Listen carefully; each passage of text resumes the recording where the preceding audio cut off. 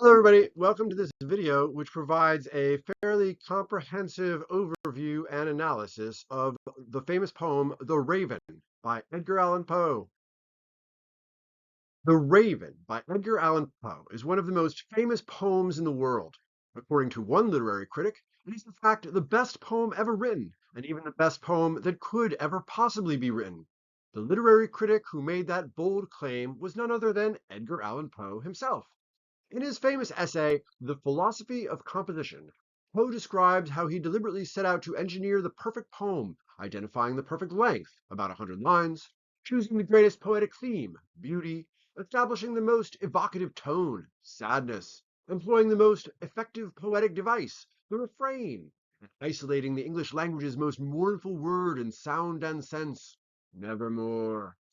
He then combined these elements with the precision and rigid consequence of a mathematical problem, and thereby produced The Raven. Poe's description of his writing process can be interpreted in a number of different ways. On the one hand, it is possible that Poe really did go about writing the poem in this procedural way. Poe was fond of puzzles and games of this sort.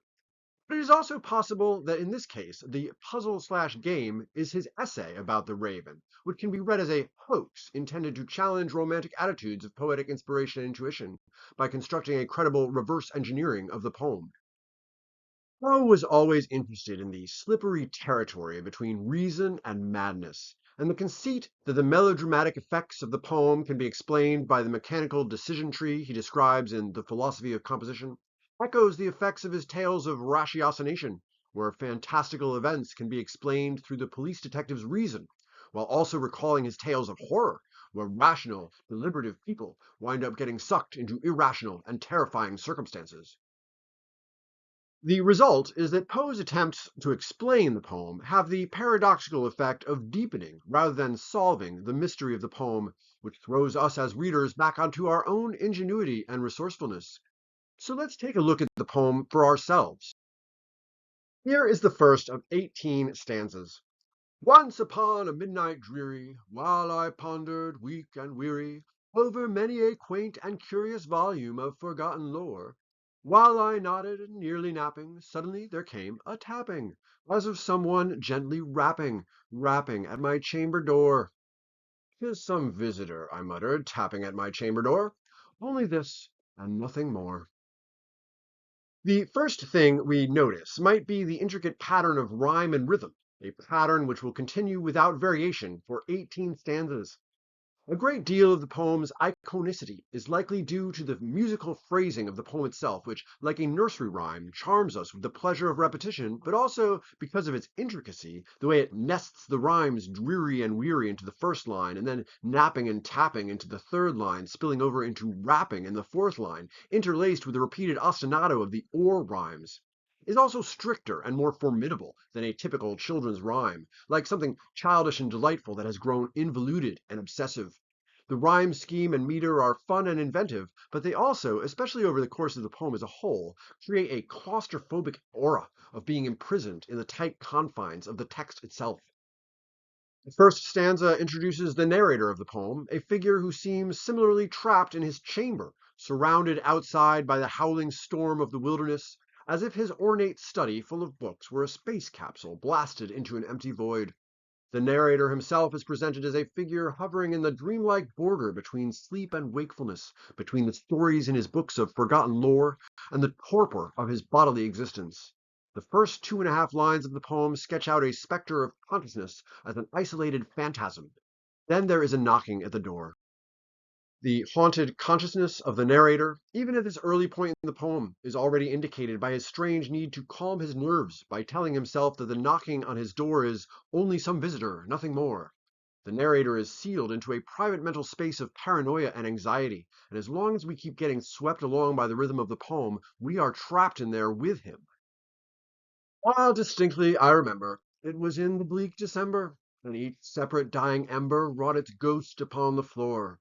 Eagerly I wished the morrow, vainly I had sought to borrow from my books surcease of sorrow, sorrow for the lost Lenore, for the rare and radiant maiden whom the angels named Lenore, nameless here forevermore. In this mournful space, even the fire that lights the room is dying, and indeed seems to cast more shadows than light, those floor shadows described in morbid tones as ghosts, as if the room that is supposedly sealed off from night and death is actually infected with darkness and death in its very heart. This effect is reproduced in the narrator's own heart, where his attempts to lose himself in the fictional narratives of his books not only fail to placate the narrator's grief over his dead girlfriend Lenore, but his reading is actually motivated by the grief. He abandons himself to fiction in a failed attempt to escape the reality of death, but that reality already shows itself to be indelibly imprinted in the narrator's own attempts to deny it. And then Lenore herself, the supposedly mortal woman whom the narrator loved and lost, is also described as an ethereal being, named by angels rather than by human parents, and nameless here in the mortal world of the narrator, even though her name is repeated 8 times over the course of the poem. Lenore is idealized as a being that is somehow beyond the binary of life and death, which is maybe one reason why the narrator is haunted by the possibility that, although dead, she might come a rat-a-tap-tapping on his chamber door. In the philosophy of composition, Poe wrote that, quote, the most poetical topic in the world is the death of a beautiful woman. But in this poem and elsewhere in his writing, Poe's real obsession is with the undeath of a beautiful woman, the specter of her failure to die. And the silken, sad, uncertain rustling of each purple curtain thrilled me, filled me with fantastic terrors never felt before. So that now, to still the beating of my heart, I stood repeating, "'Tis some visitor entreating entrance at my chamber door, some late visitor entreating entrance at my chamber door. This it is, and nothing more." From an objective point of view, nothing has happened in the poem yet except that a guy is in his room when someone knocks on the door. But in Poe's treatment, this mundane situation plays out as an intense psychic drama. Now it's the sound of the curtain that is driving him crazy. You know, the horrific nightmarish dread associated with curtains. Indeed, the narrator's anguished fear seems even more awful precisely because it seems to have no source. It is a kind of generalized anxiety, just waiting for something to enter the narrative space worthy of the narrator's capacity for being horrified. In the world of this poem, the consciousness of the narrator invests everything it sees with its own mood. To a person in a state of anxious dread, everything he sees becomes a symbol that arouses and vindicates the dread. Presently my soul grew stronger. Hesitating then no longer, "Sir," said I, "or madam, truly your forgiveness I implore, but the fact is I was napping, and so gently you came rapping, and so faintly you came tapping, tapping at my chamber door, that I scarce was sure I heard you." Here I opened wide the door. Darkness there, and nothing more. In this stanza, it seems as though the narrator is able to get a grip on himself and at least put on an outward guise of being normal, giving this polite if slightly hysterical apology to his supposed visitor. Who knows? Maybe it really could be some visitor, a friendly face, a concerned friend, a confidant and companion, who could really help to rescue the narrator from his solipsistic, self-enclosed despair. Indeed, human companionship is something, maybe the only thing, capable of reaching into the inner chamber of our individual grief and helping us to climb out. But, of course, the narrator's worst fears are realized when he opens the door to find nothing but darkness. Not only does he continue to be alone, but the comparative safety of his solitude is interrupted by the spectral knocker, an invisible nobody that has stopped by as if for the deliberate purpose of making the narrator's anguished solitude even more agonizing.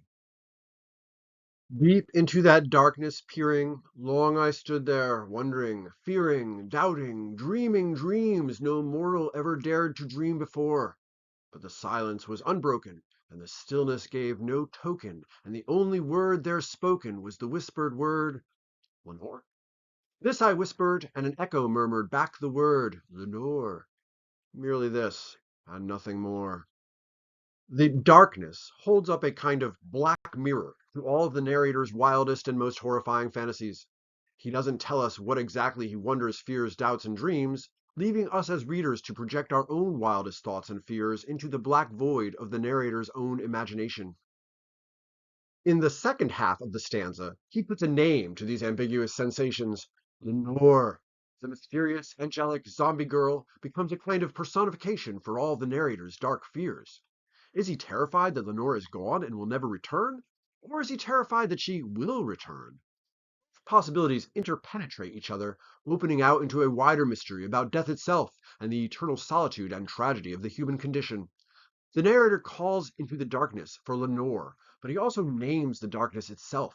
The darkness, in turn, mocks him by echoing back the name, another mirror effect, where the outside world is empty of any meanings except the ones that the narrator projects onto it out of his own grief and fear. Back into the chamber turning, all my soul within me burning, soon again I heard a tapping somewhat louder than before. Surely, said I, surely that is something at my window lattice. Let me see then what thereat is, and this mystery explore. Let my heart be still a moment, and this mystery explore. 'Tis the wind, and nothing more. Have you ever heard the sound of a tree tapping on your window at night and been freaked out because, as irrational as it is to think, there is a strange sense that the branch is doing it on purpose, that it is intentionally communicating a message to you? And the message is naturally fearful because it is bound up in the dark mysteries of the relationship between animate mind and inanimate matter, consciousness and the material world, life and death. The transcendentalist Ralph Waldo Emerson had written that when he sees branches waving in the wind, they fill him with a deep psychic satisfaction in the goodness of himself and the world. He perceived an internal connection between the spirit that stirred the trees and the spirit that stirred the human heart. In this moment in Poe, there is also a psychic connection between the wind and the thing tapping on the window, but rather than inspiring the narrator with a sense of expansiveness and transcendence, nature conspires to torture him with reflections, echoes, ghosts, and phantoms of his inner misery. In this stanza, the narrator tries to adopt a scientific, empirical stance to find the simple solution to the mystery of what's making the tapping noise. And here I flung the shutter, when with many a flirt and flutter in there stepped a stately raven of the saintly days of yore. Not the least obeisance made he, not a minute stopped or stayed he, but with mien of lord or lady perched above my chamber door, perched upon a bust of Pallas just above my chamber door, perched and sat, and nothing more. It wasn't a branch, it was a bird, the most famous bird in American literature, maybe next to Woody Woodpecker. The raven is funny, and it strikes me for an allegorical figure surprisingly bird-like. You know how birds just hop around, their black eyes staring out with their own alien intelligence? How they stick their beaks up in ways that suggest that they're entirely indifferent to your existence, finding a high sheltered spot and making themselves at home there. The arrival of the raven into the narrator's chamber seems on one hand like a perfectly ordinary event. It's stormy outside, ravens are common North American birds. Birds sometimes fly through a window to shelter in a house in dark and dreary weather. On the other hand, of course, the raven seems to fulfill the strange expectation that the narrator has strangely harbored since the first stanza that someone or something would imminently intrude into his anguished solitude. 19th century American literature is full of symbolic objects whose meanings hinge on different ways that they are interpreted by different characters. The Scarlet Letter from Hawthorne's novel and the White Whale from Melville's Moby Dick are perhaps the most famous examples. But from the first arrival of European settlers, writers have been interpreting the natural world, whether as a site of savagery and darkness or a site of salvation and renewal, scrutinizing the landscape, the animals, the indigenous inhabitants, for their legibility as signs and messages from God. The figure of Poe's raven is consistent with this literary tradition. Is it just a bird, or is it a message from the cosmos? Has it been intentionally sent by some dark cosmic force to taunt and torture the narrator, or is the narrator simply projecting his own fears onto a stupid bird? Of course, the raven itself, as a black, powerful, mythologically resonant kind of bird, invites the kinds of profound and abysmal impressions that the narrator has already shown an affinity for projecting out into his surroundings. But the bird itself may be innocent of all these meanings. It's probably thinking about eating worms or something. We don't and can't ever know. That's another thing about animals that allows them to serve as a blank canvas for our own fantasies. Pallas, by the way, is Pallas Athena, the Greek goddess of wisdom and intelligence and reason. A bust of Pallas is a statue of the goddess's head and shoulders. The narrator's interior decorating decision to put a bust of Pallas over his chamber door suggests that he is trying to use the goddess of wisdom as a fetish to banish unreason. The idea that the raven, ambiguous symbol of madness and irrationality, perches on top of the goddess's head is of course extremely evocative, suggesting possibly that reason has been o'ercrowed by the raven, or possibly that there is a strange sense in which reason serves as nothing more than something for irrationality to perch on, that the narrator's own worship of reason has created the conditions for unreason to install itself, or even that madness is the dream of reason, or vice versa. And this ebony bird beguiling my sad fancy into smiling, by the grave and stern decorum on the countenance it wore, "Though thy crest be shorn and shaven, thou," I said, "art sure no craven, ghastly grim and ancient raven wandering from the nightly shore. Tell me what thy lordly name is on the night's Plutonian shore." Quoth the raven, "Nevermore." As in stanza 4, the narrator of The Raven sometimes makes manic attempts to dispel his grief-stricken dreariness with slightly hysterical demonstrations of jollity and whimsy.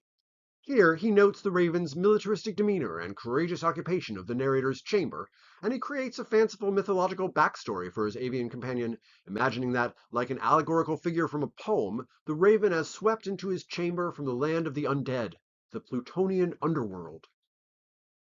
But even the narrator's attempts at levity can't help but express his anguished preoccupation with thoughts of dread and return. The narrator's conceit that the raven is a creature capable of moving back and forth across the threshold between the land of the living and the land of the dead reinscribes his worst fantasies and fears as a desperate joke. Then, in the same spirit of hysterical fun, he asks the raven what its name is, occasioning the first iteration of the raven's one-word vocabulary, nevermore.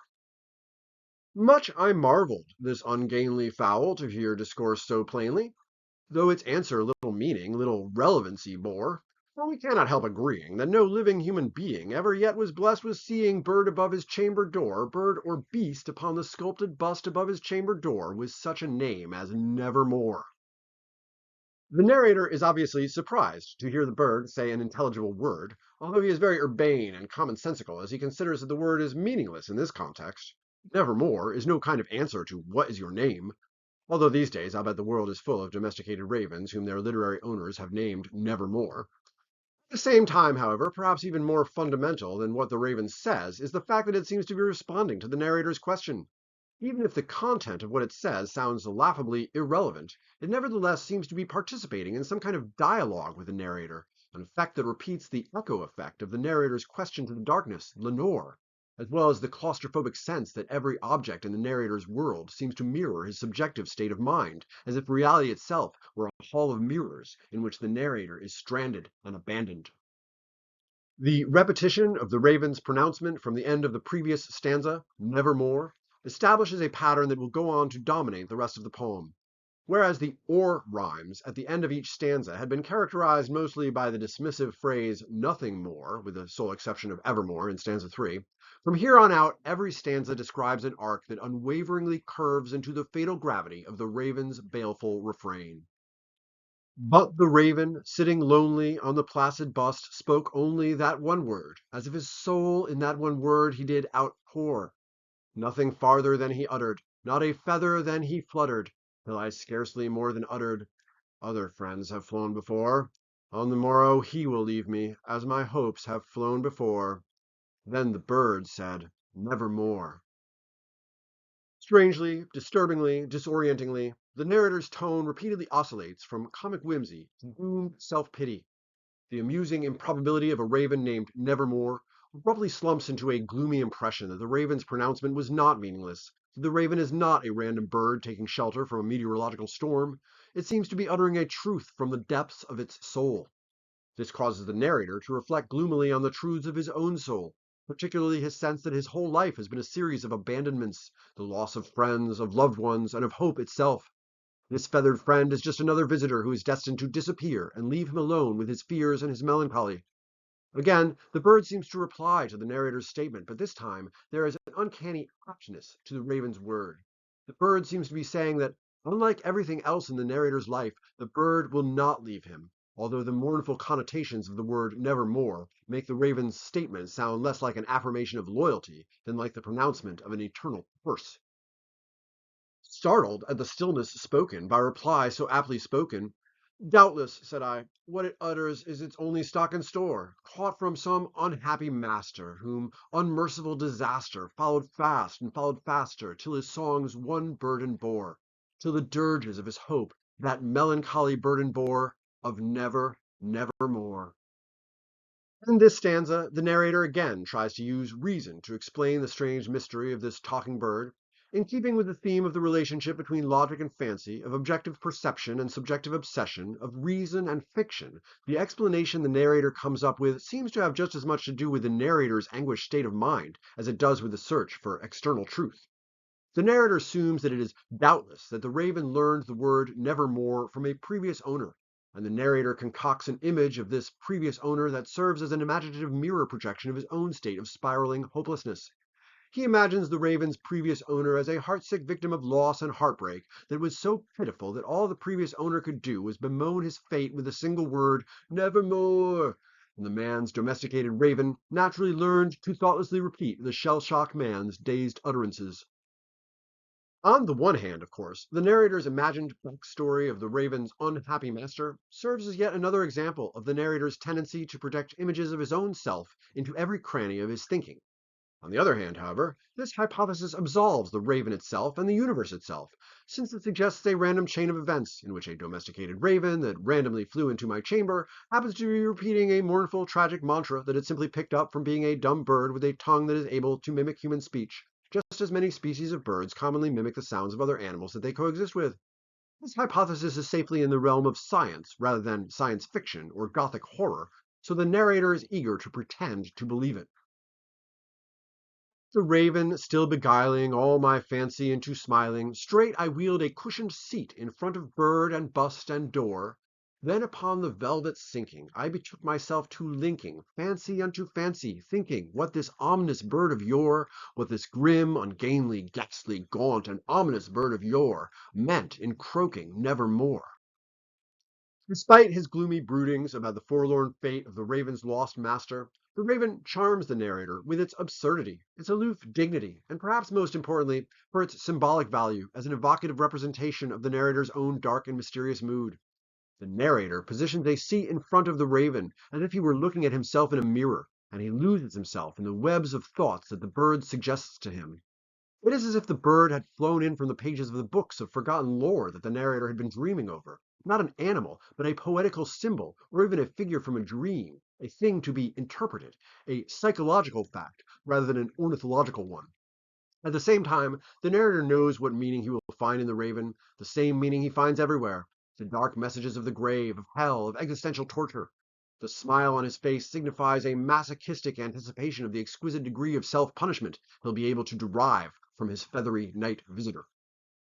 This I sat engaged in guessing, with no syllable expressing to the fowl whose fiery eyes now burned into my bosom's core. This and more I sat divining, with my head at ease, reclining on the cushion's velvet lining that the lamplight gloated o'er, but whose velvet violet lining with the lamplight gloating o'er, she shall press, ah, nevermore. The narrator continues his anguished and unfathomable communion with the raven.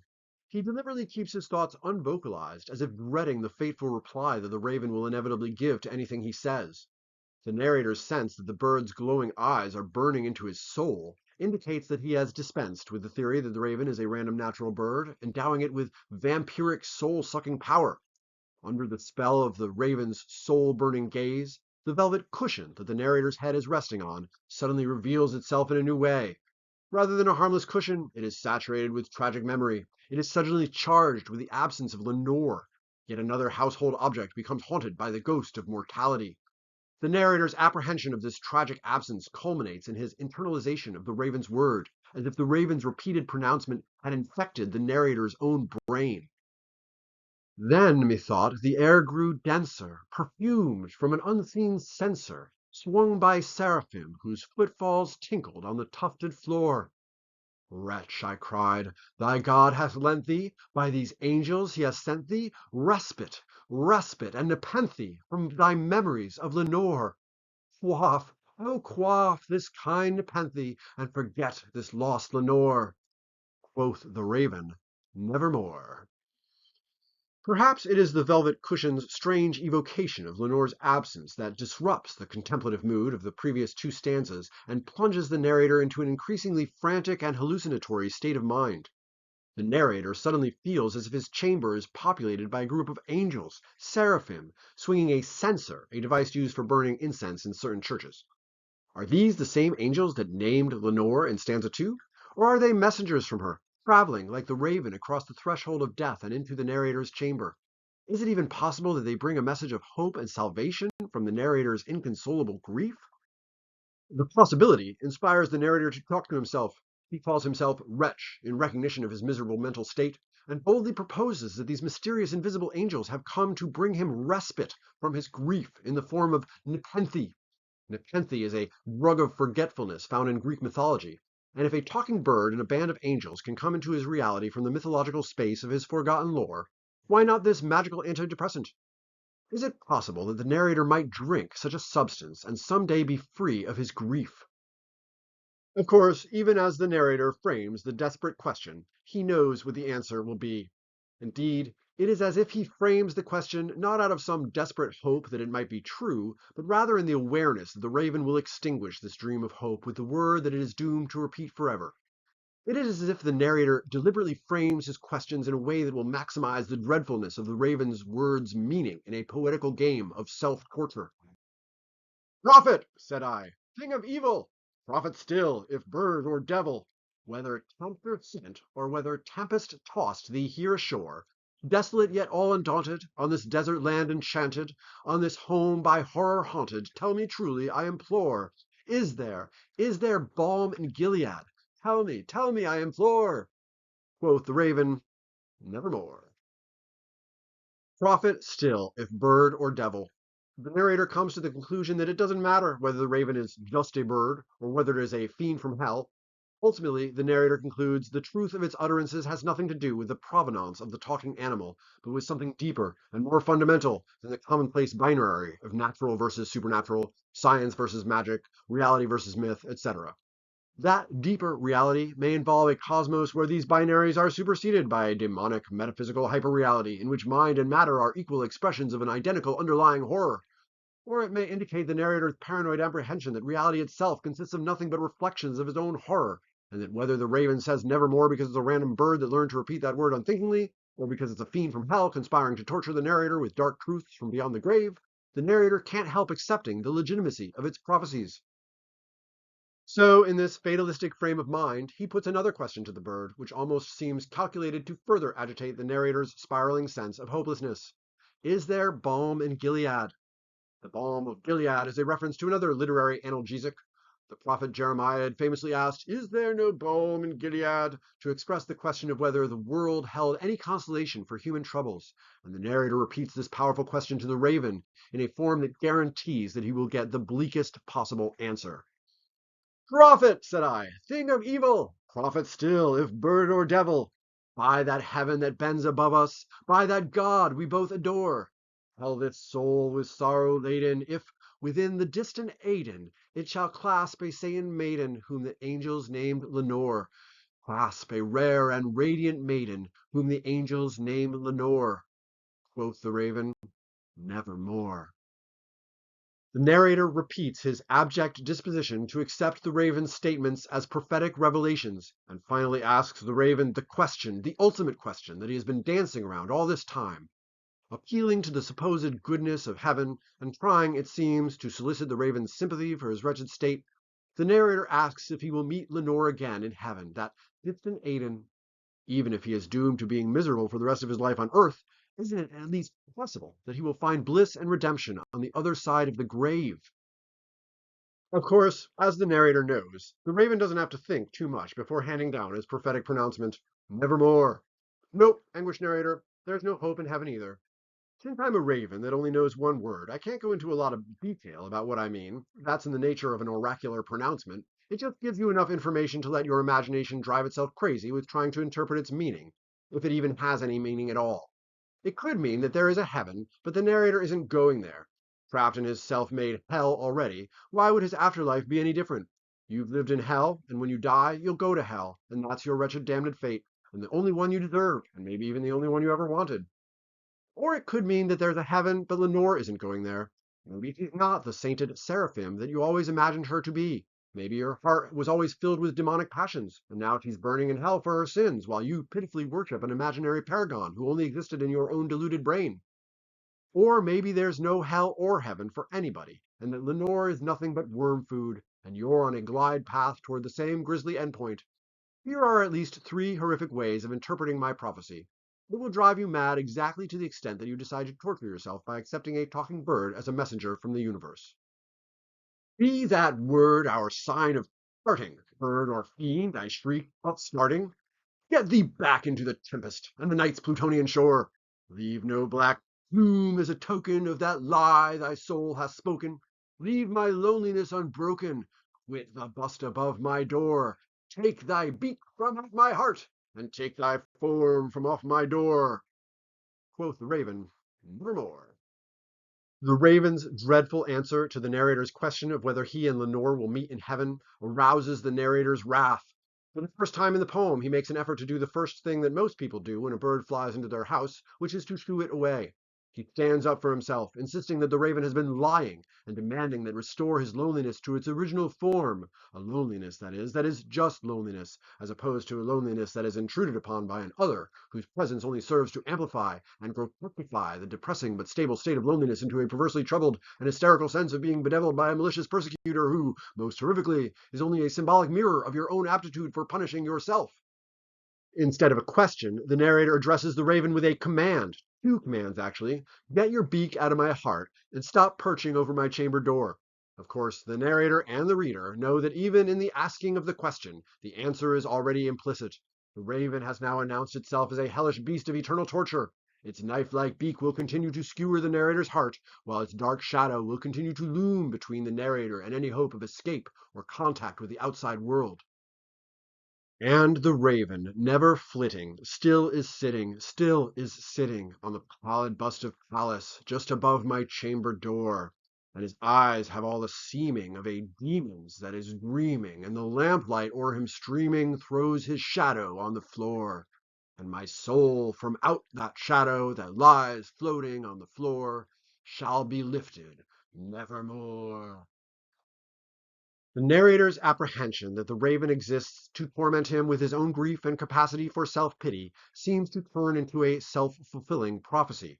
The poem abruptly transitions into the present tense, and what had been presented as a narrative situation, a man and a bird facing each other in a chamber, has become an existential curse, a permanent psychological state of despair outside of time, like hell itself.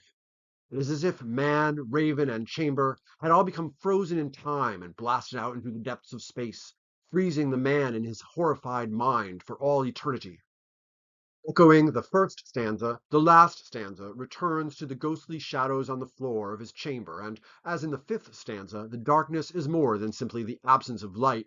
It is both a mystery and a curse, like the raven itself, an invitation to extend himself out into those dark spaces that serve as mirrors of his own capacity for darkness.